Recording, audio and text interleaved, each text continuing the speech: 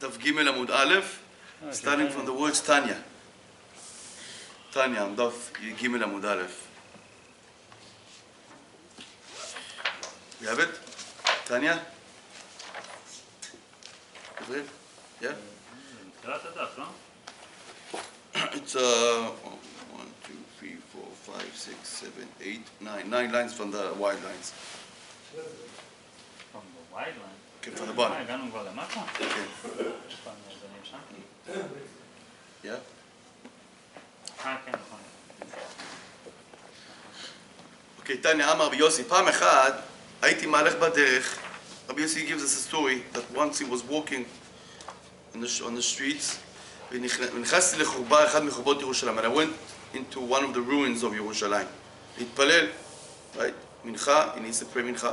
בא אליהו זכור לטוב ושמר לי על יד הפתח עד שסיימתי תפילתי. אליהו הנביא זכור לטוב came and kind of protect me and was standing on the entrance of the ruin עד שסיימתי תפילתי, until I finished my prayers.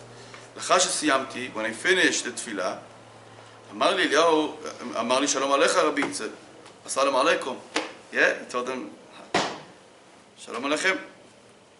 אמרתי לו שלום עליך רבי מורי, peace upon you, my rabbi and my teacher. אמר לי בני, my son, אליהו is telling רבי יוסי, בני, my son, מה נכנסת לחורבה הזאת? Why did he go into this ruin? אמרתי לו, what do you mean why? אמרתי לו, להתפלל. I can't just pray in the street.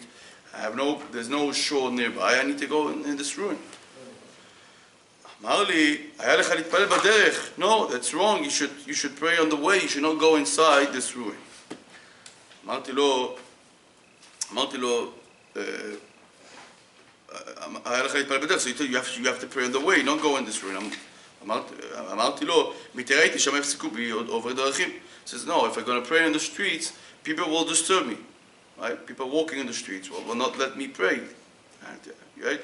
I can't just pray and then bump into people. אמר לי, היה לך להתפלל תפילה קצרה. So if that's the case, if that's a concern that you cannot pray properly, so then make a short prayer. Right? That's tfilat avinenu. Later on we're going to learn about this interesting tefillah. It's a very short tefillah avinenu. And by praying this tefillah, it will give you a bit of a peace of mind. You can pray this tefillah on the way, and nobody will disturb you. Anyway, the conclusion is, the Gemara says that Rabbi Yossi learned 3 important things from Eliyahu Hanavi. The first thing he learned, at that point, at that hour, at that minute, or that time, I learned three things. I first learned that one is not allowed to go in a ruin. And the second thing I learned is that one is allowed to pray on the way. He doesn't need to go to a shul. If there's a pressing situation, of course it's better to go to a shul, or to a place, a safe place. But if he doesn't have this place, then he can pray on the way. The third thing I learned, I also learned that when you're on your way and you think you're not going to concentrate in tefillah because the people will disturb you, then pray a short tefillah, tefillat avinenu. So there's 3 important things that he learned from Eliyahu Hanavi.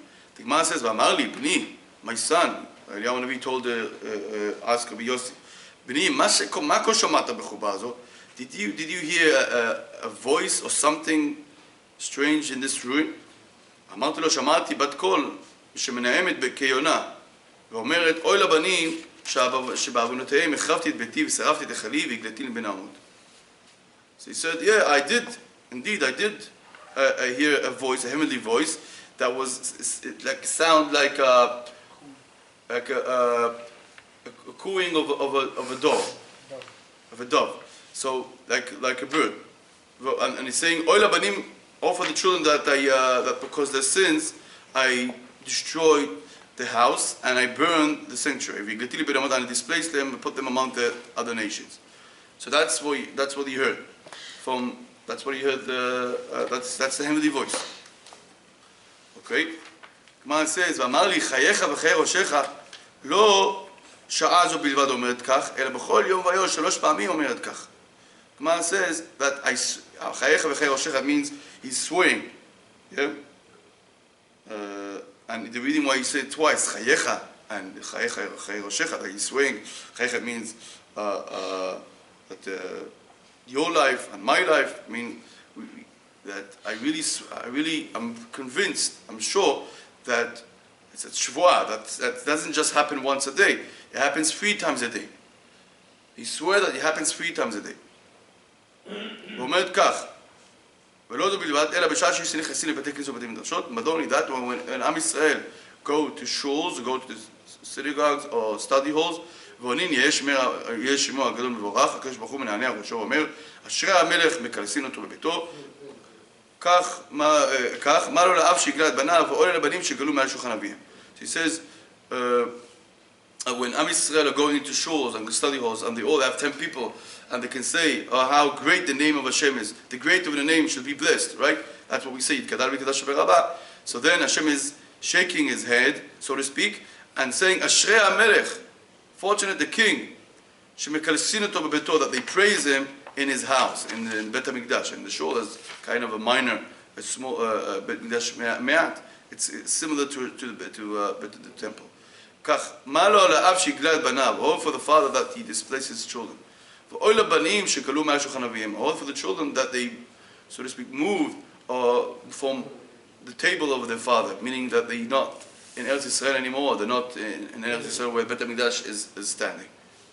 Okay, so now the Gemara will go into details to explain what's the problem of going into a ruin. The Navi is telling Rabbi Yossi, it's wrong what you did, you're not allowed to go in this ruin, it's dangerous. Or we think it's dangerous, but they will see. The Gemara says that there's a few other reasons. What's the problem with going inside a ruin?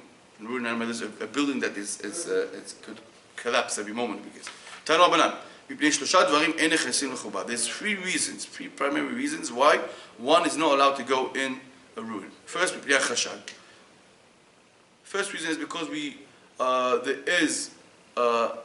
it's fishy, or we are suspicious that this person is going into this ruin because maybe he has some different things that they can do inside there, being with ladies, women that not necessarily his wife, yeah? So he can do bad things there. The second thing is it's because this ruin can collapse. And the third reason, because there's some demons. There's demons over there, and it can be dangerous. So the Gemara says, so why do we need 3 reasons? The Gemara says, okay, first we mentioned the first reason is because people will think that you're doing immoral acts in this place, in this ruin. The Gemara says, why do you need this? Why do you need the first reason of chashad? Of suspecting this person? You can say, the reason why you're not allowed to go inside this ruin is because it's dangerous. Okay. The answer is, we're talking about the case where this ruin is not really old. It's a new one that only one wall collapsed, but the rest of this ruin is pretty new and it's strong, and so there's no concern. Okay. So if that's the case, if there's no concern of mapolet, or there's no problem of this building collapsing, but still there's other problem, the first problem of chashad, of suspecting this person that he's doing immoral acts. Okay, so again, so why can't we just say, don't go into this ruin because there's demons there? Gemara says, betray. We need the first reason of chashad in a case where 2 people go inside. So when 2 people go inside, the demons cannot control 2 people. By the way, that's the reason why we say on a Friday night, Birkat Men Sheva. Why do we say Birkat Men Sheva? Because in those days the shuls were in the fields, and we didn't want people to wait and go back by themselves. We want to accompany them. And when there's 2 people, the demons cannot control them. In the fields in those days were demons. Today there's no demons, but back then there was. Gemara says, one second. If there's 2 people, then why are you suspecting? There's no chashad. There's no reason why you should suspect him. Because 2 people, of course, will not do bad things, immoral things. The Gemara says, betrei upritze. You're talking about 2 people that they have this low moral character. They're not really great righteous people. They are low moral character.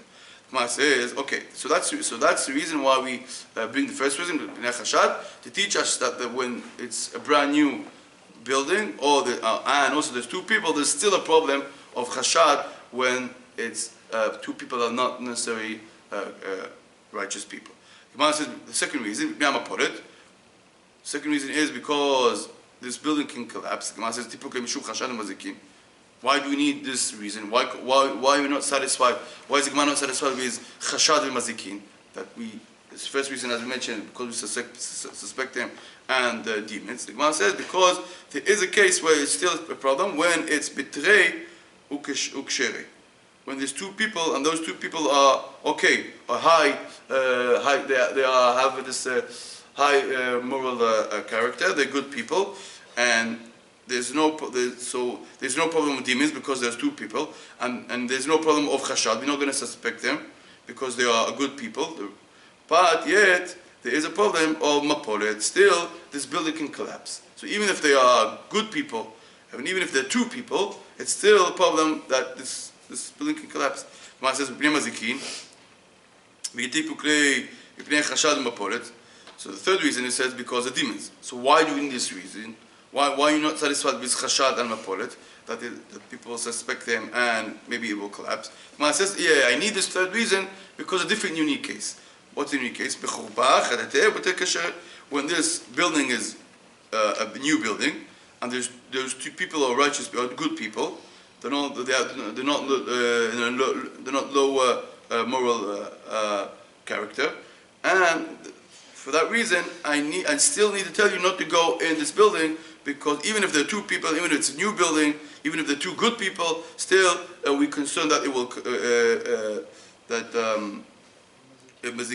the demons can come and Man says, 1 second, we just mentioned that if there's two people, the demons don't have control over two people. So what are you saying?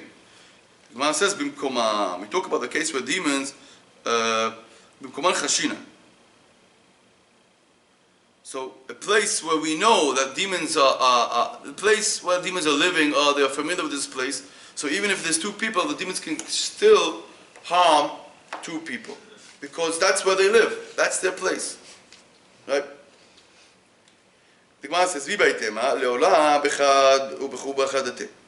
Dekai bedabra data mishum chashad aleka da isha bedabra shicha mishum bezekin ika. The Gemara says, perhaps you can give a different answer. The reason why we need the reason of demons, because we can say that it's talking about one person, and it's talking about a new building that's standing in the field. There's nobody there, so there's no chashad. There's no reason why I need to suspect this person because because women are not really found in the desert, in the fields.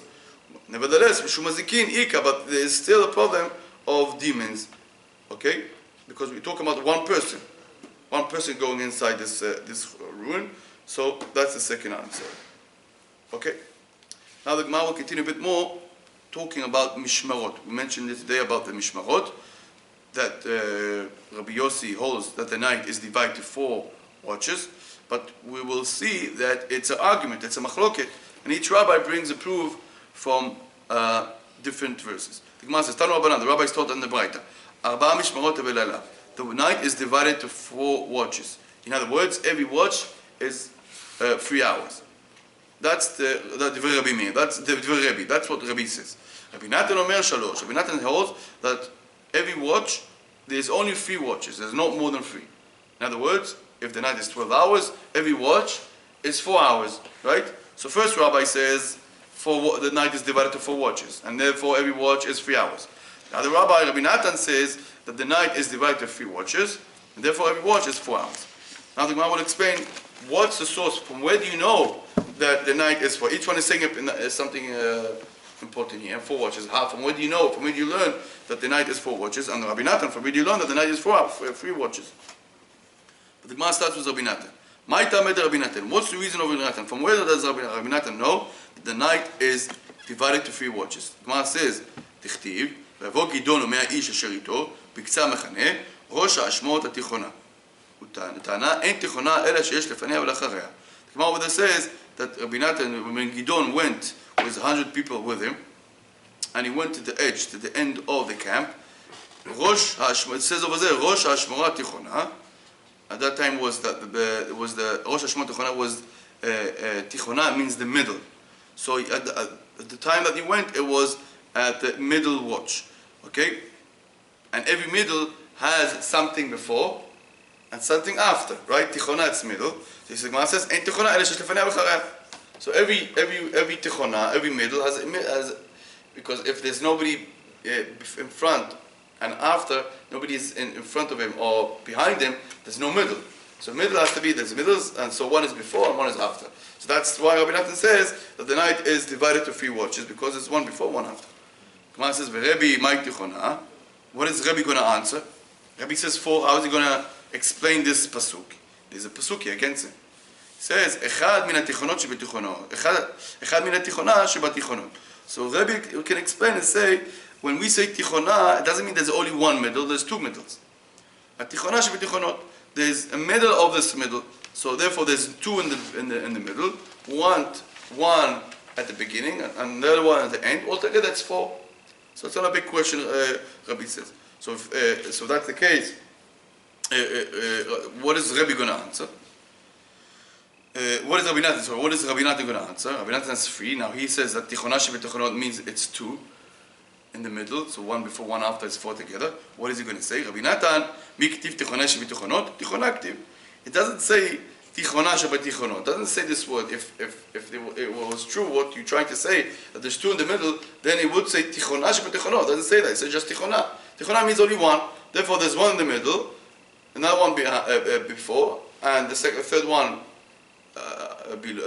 behind it. So altogether, it's 3. Okay. Now gets the Rabbi. Okay. So far we explained the reason of Rabbi Yossi. The reason of Rabbi Yossi, why he says that the night is divided to 3 parts, 3 watches, is because Gidon, because that's what he learns from the pasuk about Gidon. The Gemara says, okay, so what's the reason of Rabbi? Ma'ita amad Rabbi, Amar Rabbi Zreka, Amar Rabbi Ame, Amar Rabbi Shua ben Levi, כתוב אחד אומר, חצות לילה אקום להודות לך על משפטי צדקך. וכתוב אחד אומר, קידמו עיניי השמורות. הכיצד? 4 בשמורות ולילה. Gemara says over there about David HaMelech, that David HaMelech woke up at midnight. He says, at midnight I will wake up to thank you for your righteous judgments. That's the pasuk over there. וכתוב אחד אומר, and the different pasuk says, קידמו עיניי השמורת, לשיח באמרתך. So I woke up, קידמו עיניי השמורת, I'm awake before השמורות. So in plural, it says השמורות means 2. So, haketza, how can it be? So he woke up at midnight. And the other pasuk says at that point midnight, there's still 2 mishmarot in front of him. That it's right? Mm-hmm. So there's 2, meaning so there's 2 behind him already, and 2 in front of him. Okay? So and that's how he learns. That's how he learns that it needs to be 4. Okay?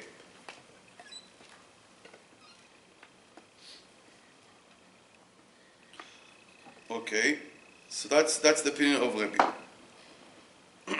קידמו עיניי השמורות. Gemara says, Rabbi Natan savar le, Rabbi Shua. So if that's the case, we come to Rabbi. What is Rabbi Natan going to answer? The Gemara says, Rabbi Natan savar le, Rabbi Natan holds like Rabbi Yeshua.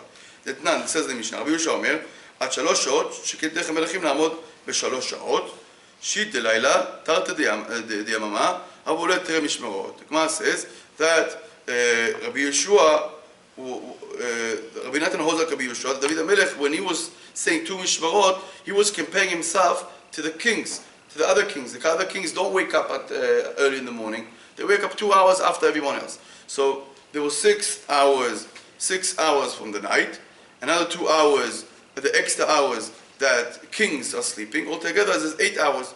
So 8 hours in front of him, another 4 hours behind him. It's altogether 3 watches. So that's what he says. There's 3 watches, not 4 watches, because we also count the day. He says we also count 2 hours from the day, because David HaMelech is a king.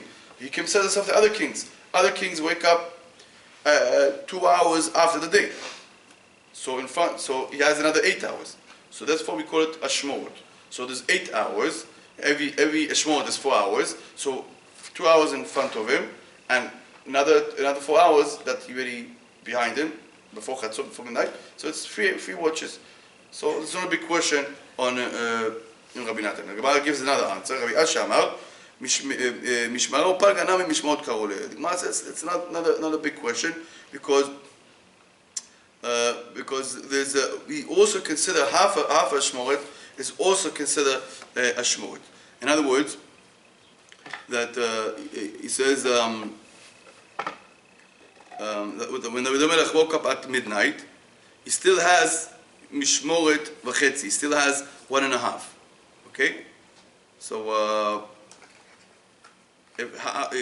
so altogether 1.5. So altogether it becomes 3, and that's what he says. Kedmo in Ashmoret. How is it 1.5? So it's like if you say 3 hours, if you say that if Rabbi Natan is saying that is, if Rabbi Natan says how many hours the night is, how many hours, he says it's 4 hours. He says three watches, right? He says 3 watches. So he says it's true. We don't have to count the day, as he mentioned as he said in the first answer. He said you can count the half Ashmoret, because half Ashmoret is also considered Ashmoret. That's why the Pesach said Kedmo Ashmoret. Half is also, you can use plural in the plural. You still use it in the plural form. Okay, the Gemara says, Amar Rabbi Zeka, Amar Rabbi Ame, Amar Rabbi Shimon Levi, Eno mipnei hamet ele divrav shel hamet. One is not allowed to say. So the Gemara says, since we mentioned Rabbi Zeka, we bring in the name of Rabbi Ame, in the name of Rabbi Shimon Levi, the Gemara brings another statement by the same rabbi.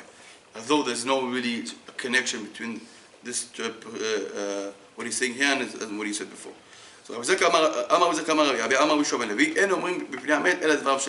one is not allowed to stand in front of a dead person and say things that associated with this dead person. The Gemara gives 2 pirushim. Amar Rabbi Abar Kahana, lo amran ela b'divrei Torah. But mid'alma letem ba. This concern applies only for divrei Torah, because one is not allowed to say words of Torah next to a dead person, because he kind of mocking the dead person, right? Loeg larash, because he cannot learn Torah anymore, and you're learning Torah, so you're embarrassing him. But miled alma, that's other things like news, other things that are not really embarrassing the dead person. There's not a problem. Other pirush is vikad amre. Amar Rabbi Abba Bar Kana, lo amran ela afilu b'divrei Torah, v'kol shekem miled alma.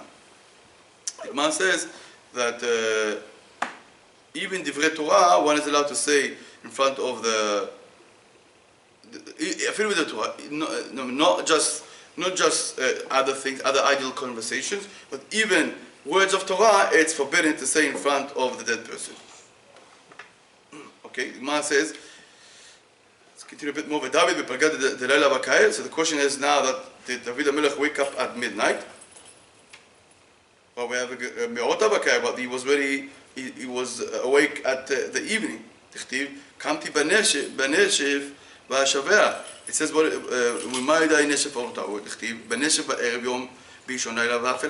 he says, he really woke up before night. Kamti b'neshef, it says, he woke up at the evening. Even neshef is the evening. Okay? How do we know that neshef is evening? Clearly says neshef is the evening. So that's where he woke up. So why you say David HaMelech woke up at midnight? No. He woke up already at the evening.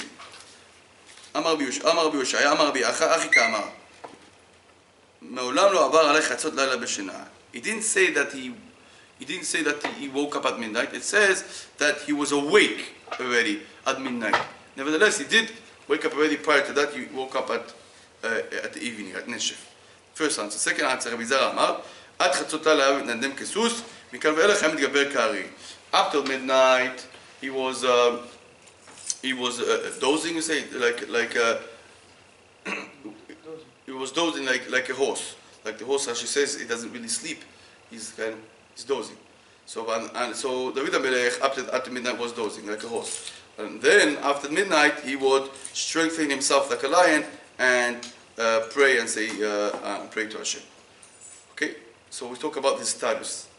Another answer, the third one, Rabbi Asha, Ma'at Chatzot Laila היה עוסק בדברי תורה. מקו הלך בשעות נשבחו. It says, no, from the evening until midnight he was learning Torah.